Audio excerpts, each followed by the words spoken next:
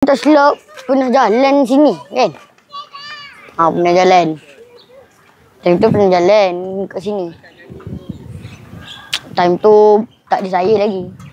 Adanya Aisyah dengan ibu. Daichi tak ada. So ni buayan. Sana tu gelongso. Gelongso yang besar macam istana tu. Lepas tu tadi kita tergolek kat situ. Sana tu kita turun. Kan ada yang pusing-pusing kan. Kita tergolek. Sakit kaki. So yang saya jatuh tu ada dekat cerita Aisyah. Yang ni cerita saya. Tadi saya jatuh, ibu ada rakam lah. Sakit kaki.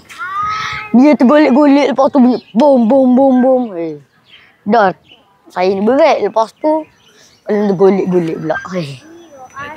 Tak, Daddy mana Daddy? Sana tu ada taman, ada yang kita belum naik lagi. So, sini buayan, bawah, ni bawah.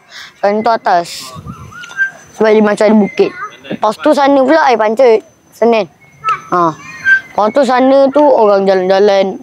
Atas bukit lah, bawah lah. Atas lah, bawah lah. Penat. Kononnya nak jalan sana.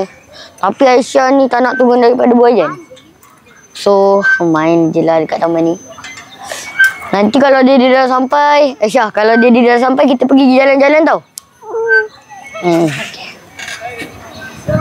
So, nanti kita akan jalan ke sini. Waktu ke sana,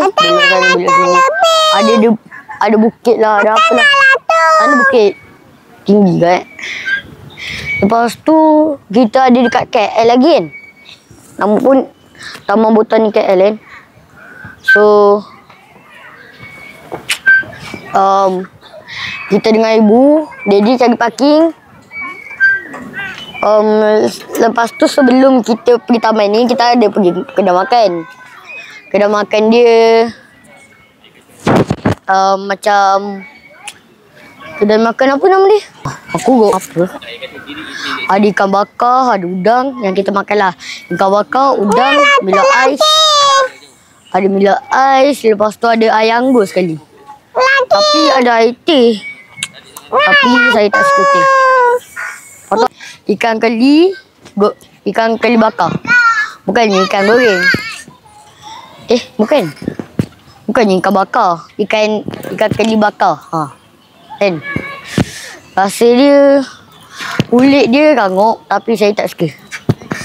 Lepas tu dia punya isi tu, memang sedap. So kita tunggu Daddy je ni. Bye kawan-kawan. Dah.